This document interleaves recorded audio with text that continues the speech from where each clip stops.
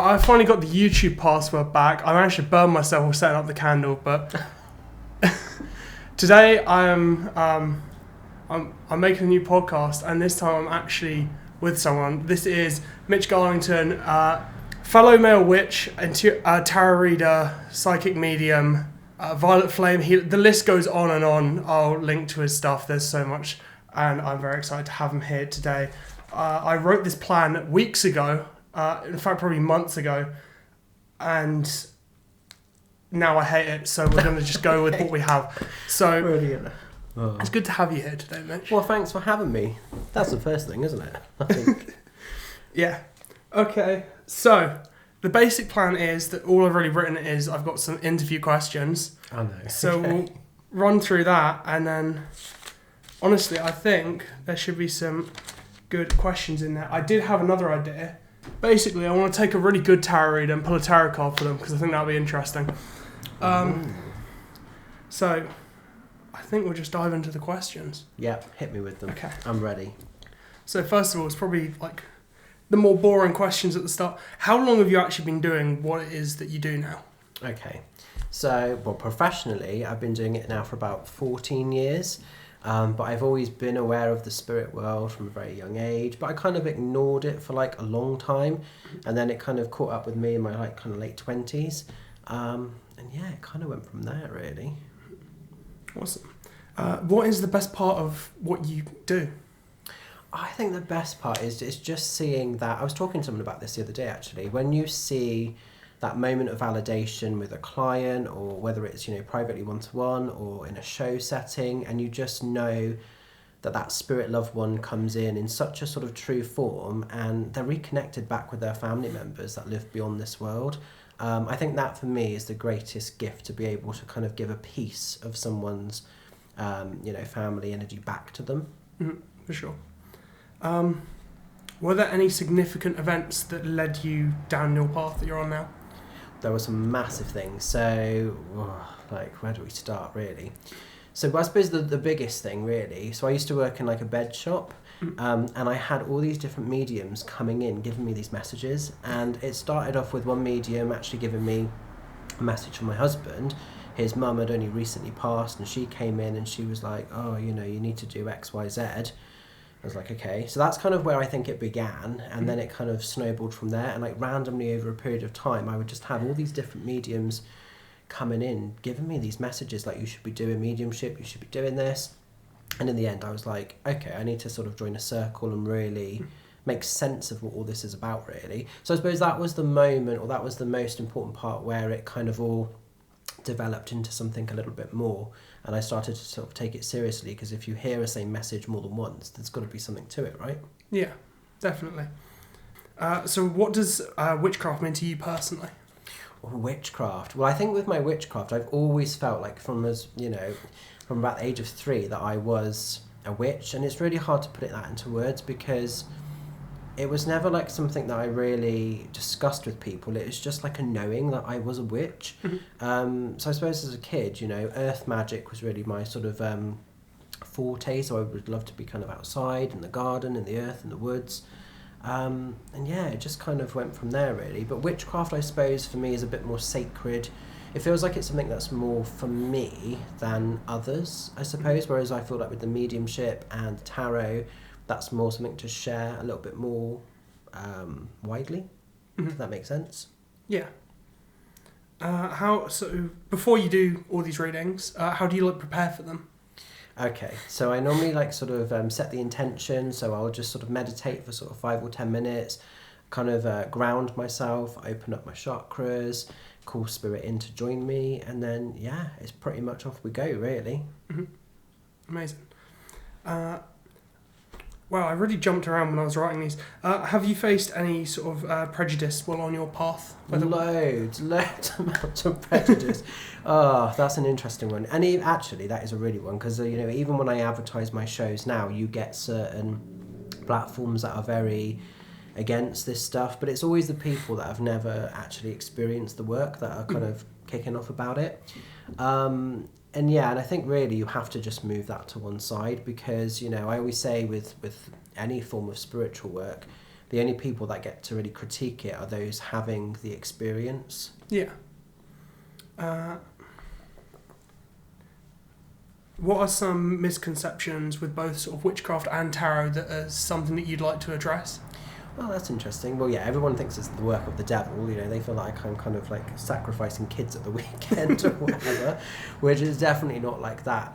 I think there is that misconception really with it all, in the sense of like, you know, there's so much fear attached, and people sort of just put their own projection of their own fear, their own insecurity into what the work is. But essentially, whether it's readings or witchcraft, when you strip it back to its bare bone basics, it's healing, isn't it? It's healing from source, or, you know, the essence of the earth, or however you want to sort of word it.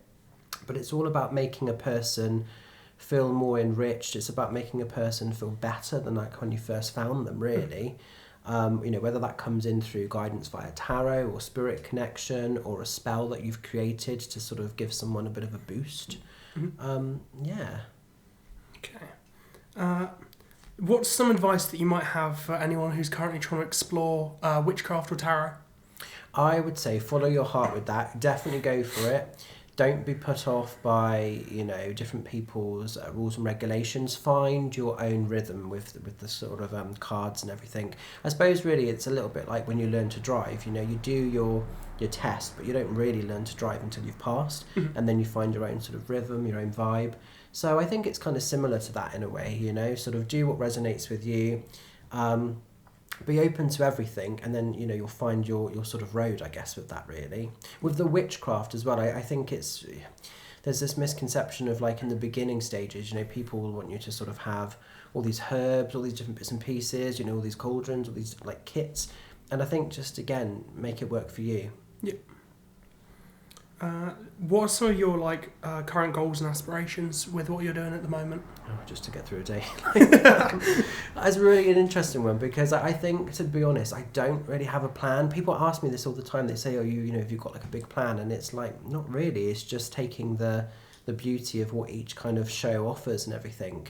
You know, I never thought I'd be doing theatres, and they've kind of come in recently, which is amazing. But it's like I'm just kind of vibing with it, I suppose. So it's more a case of, I think I'm surrendering to what the universe wants to give me to do, if I'm being honest. But there's no set goal plan. There really isn't. I'm a bit too lazy for that. With sort of what you're doing in this space, do you think that you want to leave a legacy behind?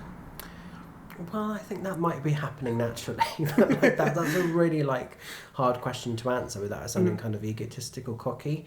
I think if my work leaves a natural legacy, or if people remember me for, you know, enriching someone's life through spell work or spirit work or whatever, then I guess it's job done, isn't it, really? Yeah. You know, I would like to sort of feel that there's a remembrance in a good way, that, you know, by having that connection, however sort of brief or whatever, that it sort of enriched someone's heart a little bit, or made them sort of see the world in a slightly more open-minded way, perhaps. Yeah. How do you stay sort of grounded and balanced in your sort of practice? I won't say I was going to do lots of alcohol. No, I do like lots and lots of walking in the woods. So when I've done like a show or something, I definitely need like a few days to recover. So it's great to see people, it's great to connect with people, but then I need some hermit time. So like no people, no anything else, just me and my husband and my dog, and just some chill time. I think that's so important. I know that I'm kind of out there quite a lot, but I'm actually like really kind of quite a what's the word? I struggle with peopling, you know? I really struggle with people's energy. Sometimes it's just too much. It's like sensory overload. Yeah. So I suppose to ground, I just need to sort of have that time away from everybody a little bit, you know? Which probably sounds like really antisocial. No, I know what you mean. I think this is the last one that I've got written, and it should have been earlier. I think I wrote this at about like 2 a.m. Oh, that's cool. What sort of books, resources and mentors have been the most sort of useful to you? Okay. In terms of sort of books for witchcraft, definitely Rachel Patterson. So, you know, she's a really cool witch author, and her stuff has just always made sense to me, you know, and there's different sort of genres, you know, whether it be kitchen witch or green witch stuff or whatever, head witch, but it's kind of like her stuff just made sense. It sort of put everything into like a logical place of order. Mm-hmm. So she's definitely sort of one of the top ones. I'm trying to think what other books I've read that kind of have inspired me in terms of that. I don't really read that much, so probably she is the main person, I would say, actually. Cool. I've had an idea for something I can also do, but before I do that, I'm going to do something that I should have done at the start. So basically running an ad. Today I'm not in my own studio. I'm in the lovely Colours and Crystals and Colours? Colour and Crystals. I'm trying to get it the right way around. If you're wondering where I actually got this cloth that you see in every single podcast, it was from here. So I'm very lucky to be able to use this space today. So big thank you to Joe and to Colour and Crystals for hosting me. So what I wanted to ask is, do you have any questions for me now? Oh, any questions for you? Yes. Let me think. Hang on, you're putting me right on the spot here. Yeah. So, questions for you. Let me think. What do you enjoy the most about your own sort of practice as a male witch?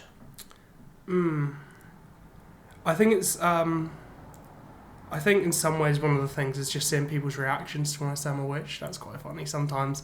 Sometimes it's a surprise. Sometimes you get people who sort of like get the classic like, oh, do you mean like warlock and things like that. But I think it's quite nice to just sort of be a bit different and sort of have my own space to do things, because it is something that's different. And I've had like people I've talked to about like, some of my projects and things be like, it's kind of nice to see some like more male witches coming into the space doing things like that. Definitely. Well, that's cool. Have you been surprised by people's reactions to, oh no, let's put that a different way. Has anybody disappointed you, I suppose, but since you've kind of almost come out the broom closet, as it were? I definitely think there's been a few people who have like sort of had a sort of silent judgment almost, and it's definitely sort of pushed things away.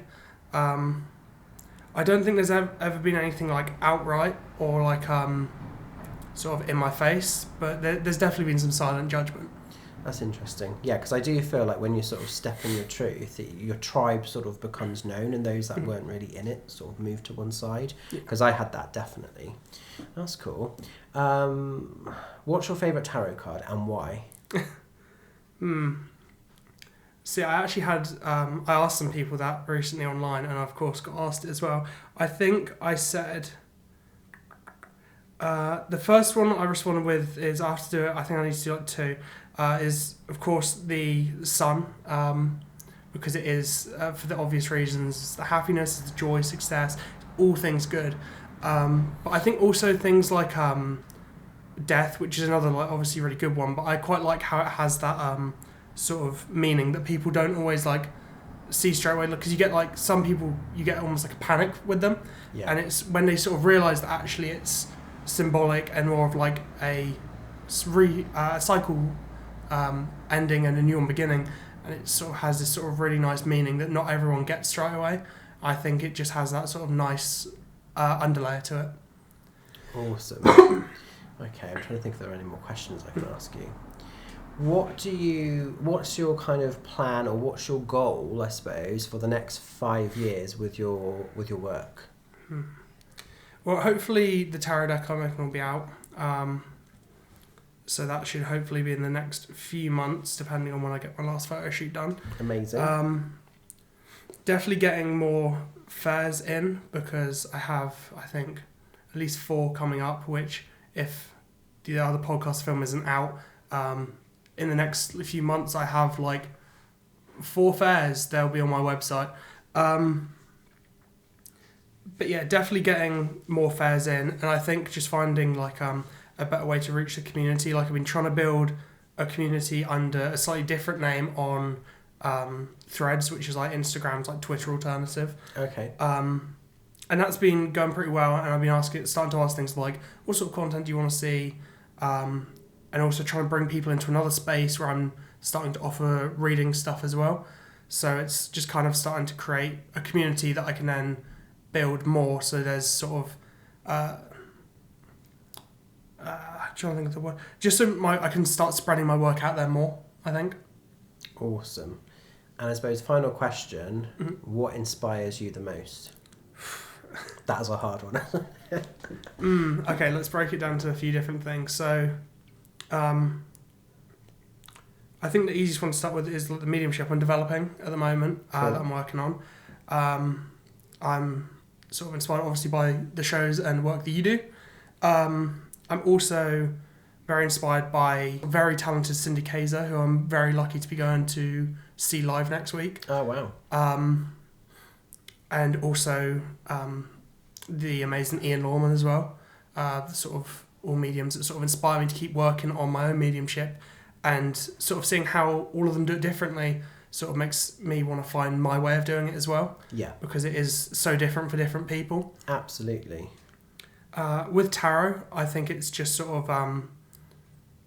I think, in a way, the things that sort of inspire me with it is just sort of the want to keep learning with it, and to find new ways of seeing some of the cards, because I think that is one of the things that's really interesting with tarot, is every now and then sort of it'll pop up and you'll read a card in a new way, and you'll like unlock a new path with it to like explain things differently.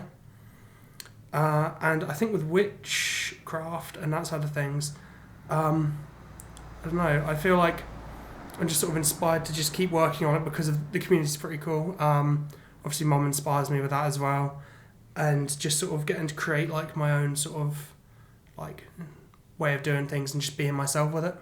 Definitely. Yeah, I think that's the cool thing with witchcraft. It's kind of an expression of like you in a sense, isn't it? Because, you know, you can just be yourself with it. There's no right or wrong way. It's just your way. Mm-hmm. Oh, perfect. Okay. I like how I've become the host of your show all of a sudden. Yeah. This was not planned at all. I came up with this on the spot. I was asking you questions. I was like, why don't I just flip it? That'll just give me content. Okay, so we'll just wrap up now. I'm going to grab my tarot. I feel quite excited that I'm going to have a little reading. I hardly ever have readings now. If we do, we'll do a couple of cards. We'll do like 3 cards, I think. Okay. And we'll just see where they take us. So if you want to grab those and give them a little knock and a shuffle. Any 3, yeah? Yep.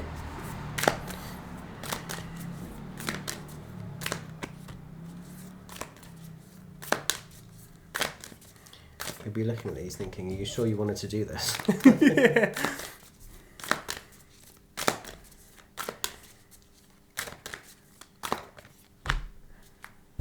Okay. Hit me with it. Let's see what we've got. Of course, one of the ones that sometimes trips me up a little bit is here. Sorry, okay, Daniel. that's all right. Okay, 2 of Swords. Let's get right into it.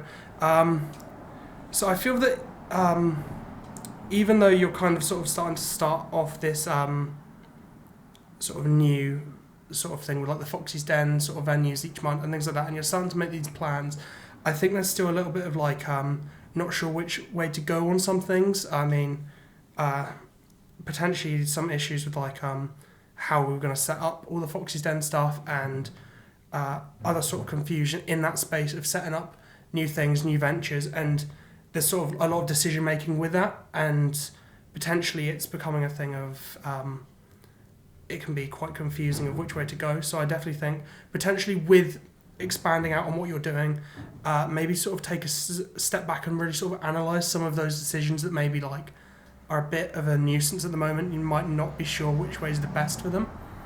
Yeah, that makes sense, because I do feel like sometimes I'm just getting bombarded with ideas and it's like, oh God, I want to do all of it like yesterday. Mm-hmm. So that's good advice to just pick maybe like the first or the couple of like the most important things and then just fine tune those and then come back to the other stuff. Mm-hmm. I think I've got like a bit of an ADHD brain. Like I'm not diagnosed with that, but I just do feel I sometimes spirit scatterbrain, you know. Mm-hmm. There's so much coming in, but yeah, that does make sense. Cool. So moving on to the 2 of Wands. So with the 2 of Wands, you sort of get this energy of potentially feeling stuck, like you want to be out there, going places, doing things, but you almost sort of like stuck in this room.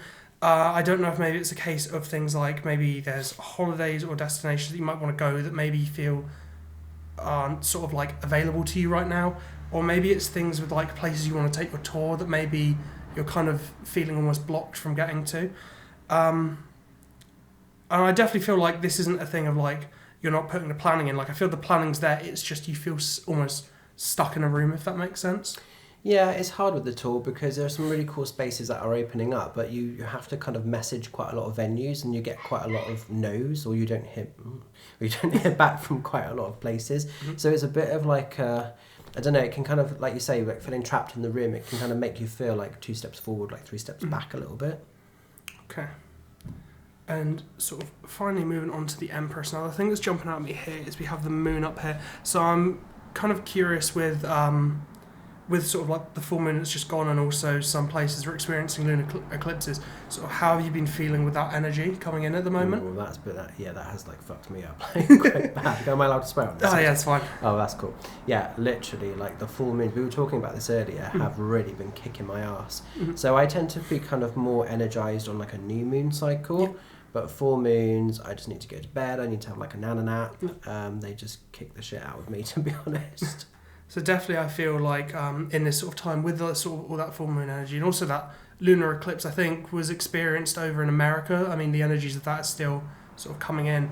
I think definitely it's sort of a time to sort of nurture yourself, take care, and sort of relax and sort of let yourself rest, so you can come out of that and come back into the new moon cycle sort of like at your peak.